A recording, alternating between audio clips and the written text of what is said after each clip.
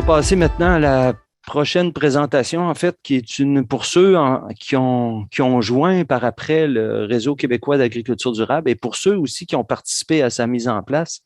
On va faire juste une brève présentation de ce qu'il est au moment de ce congrès-ci, là, quelles sont les étapes qui ont été accomplies et puis où est-ce qu'on s'en va avec ça. Alors, l'équipe du RQRAD, d'abord, évidemment, il y a 4 co-titulaires. C'est scindé en 4 différents axes qu'on vous présentera tout à l'heure. Et puis, il y a également une permanence où est-ce que c'est Louise Tremblay, qui est la directrice adjointe, qui est avec nous aujourd'hui, qui assure le fonctionnement au quotidien du réseau en collaboration avec Madame Denise Bachand, qui est la chargée de communication, qui est également avec nous. Les 4 co-titulaires sont présents durant toute la période du congrès, puis interviendront à différents moments lors de ces 2 avant-midi de présentation. Alors, rapidement, qu'est-ce qu'on va couvrir comme matière dans la prochaine présentation? Bien, les objectifs du congrès lui-même, pourquoi on se réunit au cours des 2 prochains jours, les aspects associés à la mobilisation, le mandat du réseau, sa composition, sa programmation de recherche puis sa programmation des activités, parce que c'est un congrès d'orientation et de fondation en même temps. Ça fait que c'est important de voir un peu quel est l'état de la situation puis vers où on veut s'en aller. Alors, on commence donc par une présentation de l'état des lieux à l'aide de 4 différents conférenciers invités, mais aussi des présentations données par les différents intervenants et utilisateurs sur les besoins des groupes d'utilisateurs, en fait. À partir des constats observés, on va regarder quelle est la programmation scientifique qui a été élaborée pour identifier les besoins qui ont été… Excuse-moi, Jean, oui. Je te dérange, on ne voit pas ta présentation. Oh, je m'excuse. Oh, ça, c'est la pire des choses. Mais ça ne sera pas long.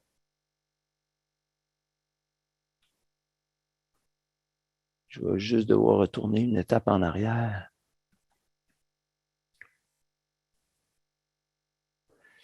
OK. Alors, juste rapidement, au moins pour que vous puissiez mettre un visage sur les noms, les différents membres du groupe. Alors, les 4 co-titulaires, Paul Thomasin, Jacques Brodeur, Alain Rousseau, moi-même, l'équipe de permanence, Mme Louise Tremblay, la directrice adjointe, et Denise Bachand, la chargée de communication. Ça, c'est le plan de la présentation que j'ai énoncé précédemment.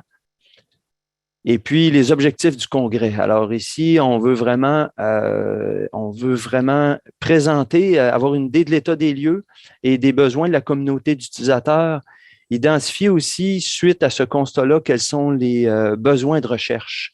Et puis, on va demander aux gens de s'exprimer sur ces points-là. On vous a déjà demandé de le faire lors des 3 premiers jours où est-ce qu'on avait réuni les gens pour mettre en place le réseau. Puis cette pensée-là a continué d'évoluer. Et puis, on a invité différents représentants de groupes d'utilisateurs à bien nous identifier leurs besoins, puis valider la démarche qui est proposée actuellement comme plan d'action dans les prochaines années. Et puis, on va présenter la programmation du réseau qui sera mise en place au cours des prochaines années, notamment les activités de co-création, de maillage et puis les structures de communication qu'on veut mettre en place pour faciliter les transferts entre les résultats de la recherche et l'ensemble des utilisateurs. OK, alors un bref schéma là, de ce qui a été fait. En fait, au début mai, les consultations, le dépôt de la demande début juin, le lancement, l'annonce du financement le 1er octobre, où est-ce qu'il y a eu une première conférence, et puis le lancement le 10 novembre d'un premier appel à projet. Alors, normalement, il aurait été préférable peut-être de tenir ce congrès-là au moment du mois de novembre, mais l'appel à projet nous a pris de vitesse, puis on a, après avoir consulté différents intervenants, on a pensé qu'il était préférable de se lancer tout de suite dans l'appel à projet, compte tenu qu'environ la moitié de l'enveloppe budgétaire qui serait disponible pour les 5 prochaines années, il était mis à la disponibilité des demandeurs et demandeuses. Alors, il y a eu donc de la construction de projets autour de problématiques identifiées. Et puis, on est rendu après un dépôt des projets au 14 février 2022 au premier congrès de fondation. Et pour les appels à projets qui ont été lancés le 10 novembre et puis qui ont été déposés finalement le 14 février, l'annonce des résultats est prévue à la fin mars. Donc, on devrait avoir les résultats prochainement. OK, alors les mandats du projet, les mandats du réseau, mobiliser l'ensemble des acteurs à tous les niveaux autour d'une programmation scientifique en lien avec les deux premiers objectifs du PAD. On insiste là-dessus, c'est vraiment réduire l'utilisation des pesticides et le risque pour la santé et l'environnement et améliorer la santé et la conservation des sols. Mais on ne peut pas non plus faire abstraction des liens que ces deux axes-là vont avoir avec la gestion des matières fertilisantes, la gestion de l'eau et l'amélioration de la biodiversité. Et le tout, évidemment, dans le contexte de changement climatique là, auquel tout le monde fait référence.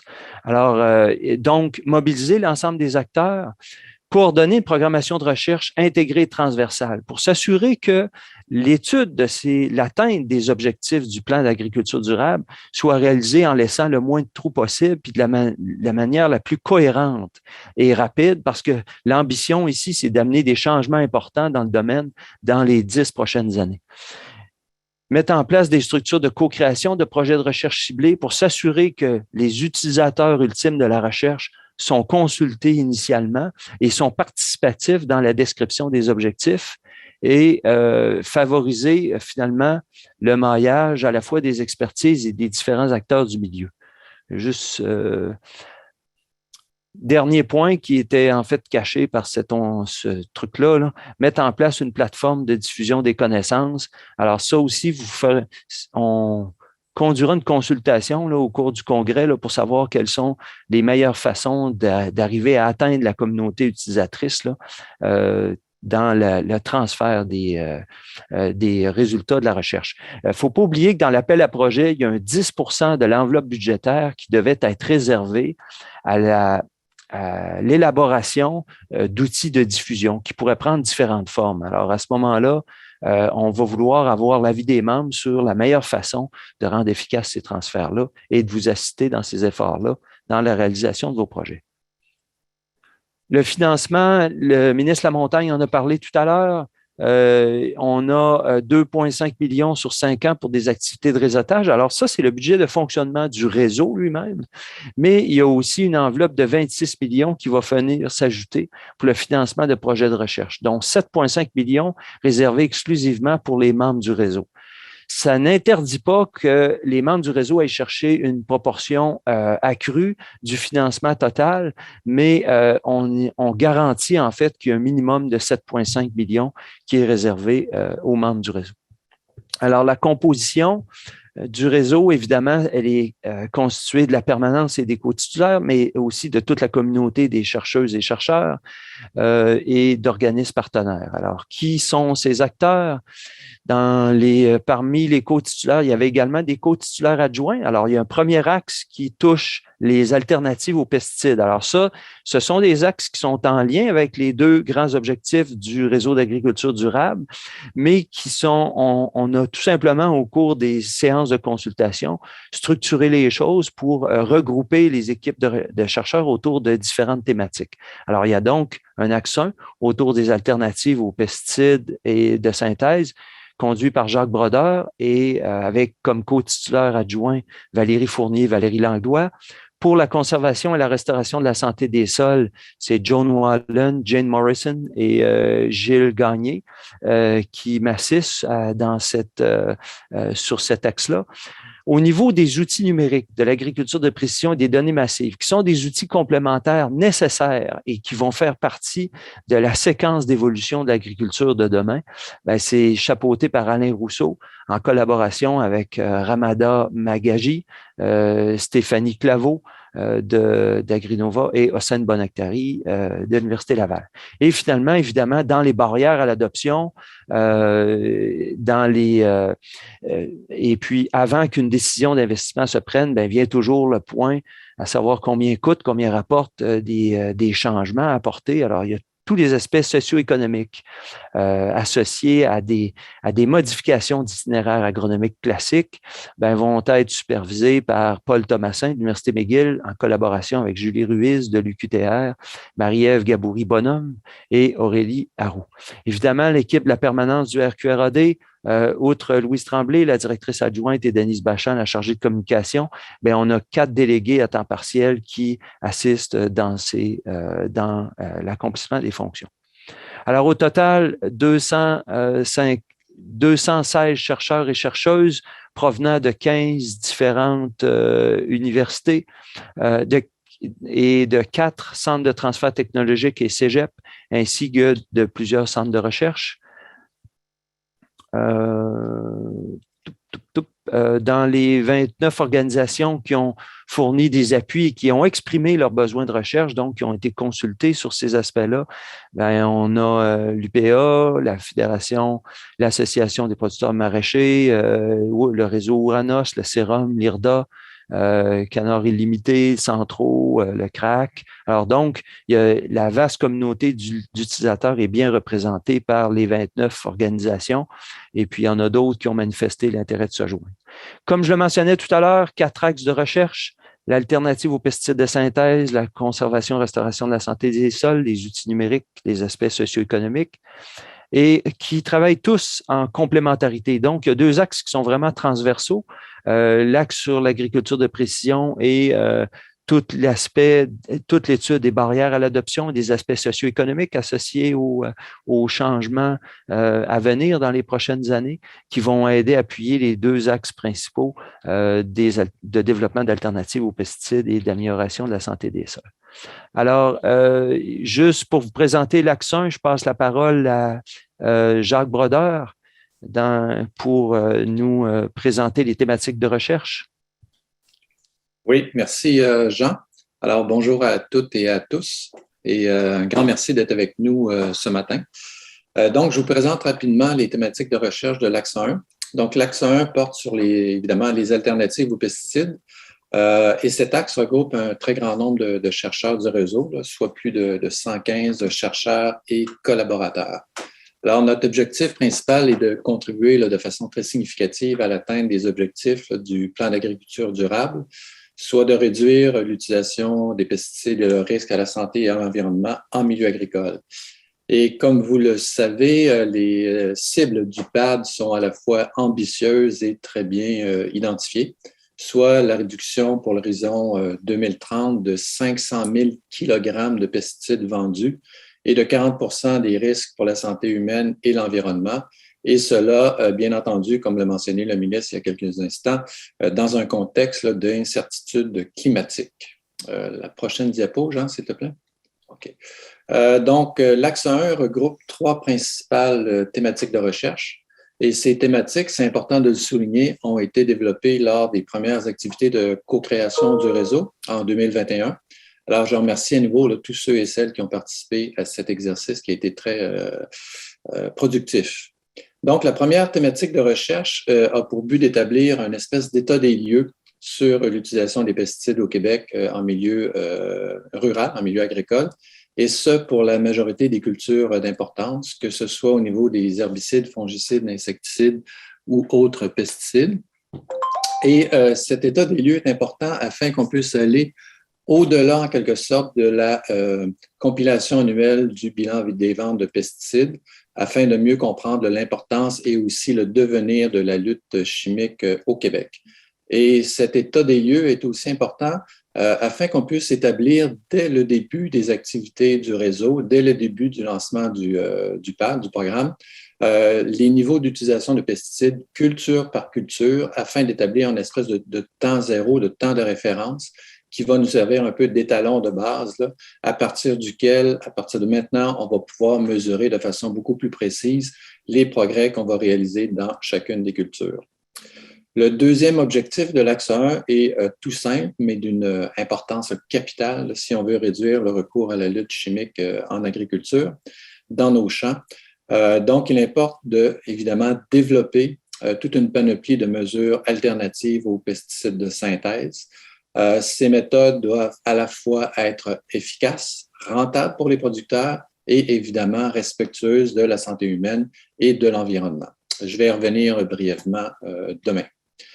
Finalement, le troisième objectif de l'axe 1 concerne le déploiement de systèmes modèles de régie écologique à faible intrant. C'est un type de système qui constitue en quelque sorte la pierre angulaire d'une agriculture durable. Certes, il importe de considérer dans ces modèles l'ensemble des problèmes phytosanitaires qu'on peut rencontrer dans un champ, qu'ils soient causés par des insectes, des maladies, des nématodes ou des mauvaises herbes. Mais également, en même temps, il faut aussi arrimer cette lutte aux ravageurs des cultures à toutes les autres composantes d'une production végétale, que ce soit la fertilisation, l'irrigation, la préservation des sols et tout autre aspect. Donc, essentiellement, il faut sortir de nos silos traditionnels de recherche et travailler de façon beaucoup plus holistique en équipe multidisciplinaire. Et ça, c'est un des éléments, un des leitmotivs de notre réseau. Donc, voici très brièvement, en quelques 3 minutes, la description des thématiques de recherche de l'axe 1. Alors, Jean, je te retourne la parole.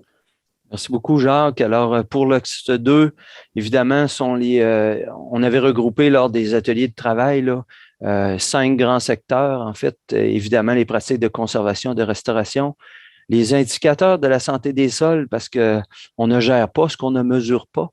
Alors, c'est important de pouvoir fournir de l'information qui va aider les gens à prendre des décisions. Et une thématique autour de la diversification des cultures et de la modification des pratiques de fertilisation. Toute une thématique autour de la gestion de la matière organique. Un des grands objectifs du PAD, c'est de maintenir à des niveaux acceptables, maintenir et même augmenter le pourcentage de matière organique, mais aussi la diversité et la vie microbienne du sol, améliorer la vie microbienne du sol. Et puis, finalement, le 5e secteur, c'est toute la question de la gestion de l'eau et de la biodiversité des milieux agricoles dans un contexte, évidemment, de changement climatique qui représente une grande préoccupation pour plusieurs utilisateurs du milieu. Alors, au niveau de l'axe 3, c'est Alain Rousseau qui va vous présenter les thématiques de recherche. Alain? Oui, merci beaucoup, Jean, et bonjour à tout le monde. L'axe 3 se veut avant tout, comme Jean le disait un peu plus tôt aujourd'hui, un axe qui contribue à la fois aux axes 1 et 2 et ultimement qui doit être validé d'une certaine manière au niveau socio-économique. Le principal défi de l'axe 3, bien entendu, c'est la gestion des technologies d'acquisition et de traitement des données à haute résolution spatio-temporelle. Ces outils-là ou ces technologies-là peuvent nous permettre, par exemple, de faire le suivi de variables environnementales, biotiques et abiotiques. Donc, à titre d'exemple, au niveau biotique, ça peut être tout simplement avoir une idée beaucoup plus précise à l'intérieur de la parcelle des rendements des cultures, être capable de faire la détection des ravageurs et des agents pathogènes, et évidemment être capable de faire l'identification et ultimement le traitement au niveau des mauvaises herbes. Au niveau abiotique, bien entendu, les plantes sont soumises à différents stress hydriques et thermiques, donc il faut être capable de faire des suivis de température de l'eau, température du sol, température de l'air, et ça de manière assez rapide pour pouvoir prendre les décisions et surtout alimenter les modèles qui pourraient en découler. Suivante. Donc, diapositive suivante, s'il vous plaît. Ça sera pas long. Donc, sur la base de cette information-là, évidemment, ça nous amène des défis considérables pour gérer ce que l'on appelle les données massives. Et ces données-là, ultimement, ils doivent servir au développement de modèles. Et ces modèles-là sont de tout horizon, mécanistes, probabilistes, et évidemment, l'intelligence artificielle qui fait de plus en plus partie de notre vie de tous les jours et ainsi de suite au niveau agricole. Ultimement, implanter des outils et des technologies de suivi afin de permettre aux intervenants et chercheurs d'apporter le support nécessaire aux agriculteurs pour faciliter ce virage vers une agriculture plus numérique. Et pourquoi? Bien, au final, ce qu'on veut, c'est poser les diagnostics et des diagnostics qui sont fiables, et ce, à l'échelle intraparcellaire. Ultimement, qu'est-ce qu'on veut être capable avec cette technologie-là? C'est de faire les interventions requises selon les approches des 4R ou des 4B, comme j'aime bien le souligner. Donc, utiliser le bon outil ou le bon produit, utiliser la bonne méthode pour l'appliquer ou encore la bonne dose et finalement au bon endroit et au bon moment. Donc, tout ça doit se faire dans un contexte de minimiser les impacts sur la biodiversité, la santé et l'environnement. Suivant. Donc, des exemples de thématiques de recherche, bien entendu, au-delà d'aller chercher l'information et de la rendre en termes de valeur ajoutée auprès des agriculteurs, et cela demande évidemment du développement technologique de base, que ce soit la conception de prototypes de robots pour traiter les mauvaises herbes ou encore s'assurer qu'on a un bon réseau sans fil en région rurale ou encore au niveau même de la prise de données, bien traiter ce signal-là, qu'il n'y ait pas d'interférence pour qu'il puisse être stocké dans des bases de données locales sur les appareils. Et ultimement, ces appareils-là doivent fonctionner. Donc, on a besoin d'une énergie et bien souvent, on a fait appel à des batteries. Donc, en ce moment, au niveau, entre guillemets, de l'agriculture de précision, il y a déjà un grand nombre de données qui sont générées. Par contre, et de manière avantageuse, il y a des producteurs qui sont bien outillés pour en tirer tous les avantages. Donc, pour eux, c'est un défi qui est très intéressant. Par contre, pour une autre catégorie de producteurs, bien, ça représente un défi insurmontable. Et comment on peut effectivement contrecarrer ce défi-là? Bien, ça va être lorsqu'on va développer les technologies ou encore adopter les technologies d'agriculture de précision qui sont déjà existantes. On n'a qu'à penser, par exemple, au suivi des rendements par les moissonneuses-batteuses. Bien, on doit développer ces outils-là dans un environnement qui fait appel aux consultants, aux organismes de réglementation, aux producteurs et aux fournisseurs de ces technologies-là. Donc, c'est ce qu'on appelle, nous, l'environnement social. Puis, ultimement, bien, ça doit être transposé au niveau du champ pour la prise de décision, l'acquisition de données et aussi l'application des méthodes d'intervention. Donc, ça, c'est tout l'aspect technique. Suivant.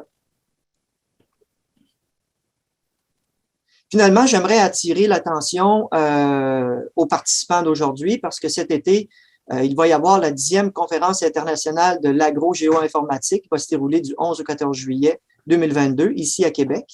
Et il va y avoir aussi à l'été 2022 un symposium d'importance sur Agritech Economics for Sustainable Futures qui va se dérouler en Angleterre, mais qui va être accessible via le virtuel. Donc, sur ce, je vous remercie de l'écoute et s'il vous plaît, souvenez-vous que l'axe 3 demeure un axe en support pour évidemment faire les acquisitions de connaissances au niveau des axes 1 et 2 pour ultimement transposer et développer des outils qui vont permettre à l'agriculture durable de s'établir au niveau intraparcellaire. Merci.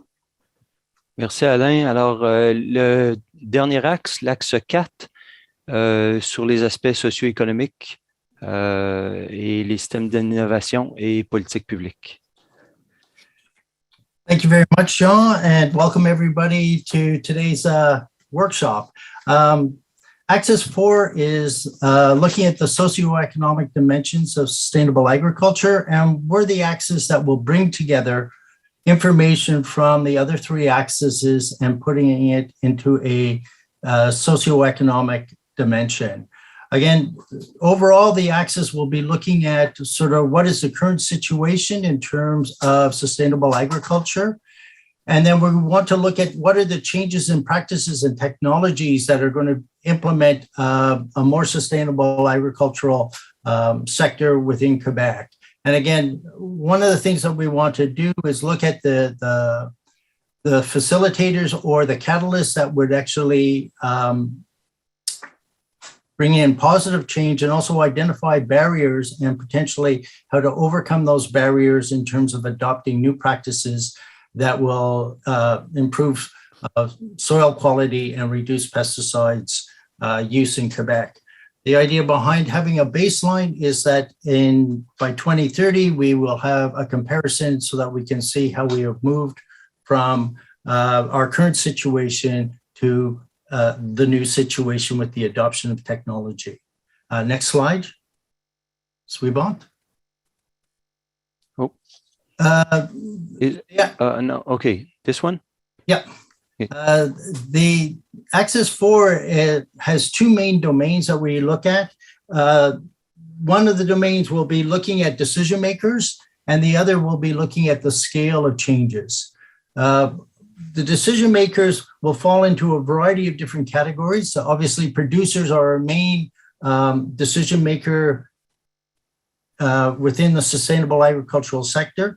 And the idea behind it is that we want to look at the cost of new practices and management techniques, but also the innovation and how new technology will be adopted. Again, we want to expand just beyond primary agriculture, but also to look at ecological goods and services being generated by the agricultural sector within Quebec. The next group of decision makers that play an important role here is going to be the supply chain. The agricultural sector is one component of that supply chain, but we have to look at the full supply chain to see how we can adopt to changes in practices within the agricultural sector. Finally, we want to look at consumers in terms of changes in tastes and preferences and how agriculture will have to adopt to the new changes and preferences as we bring in and as consumers are more concerned about the environment and sustainable development. Finally, the environment of which agricultural producers make decisions is very important, and this includes public policy and also the incentives that public policy provide to agricultural production. Next slide, Sean. Suivant. The other area that is very important in terms of our access is this concept of scale.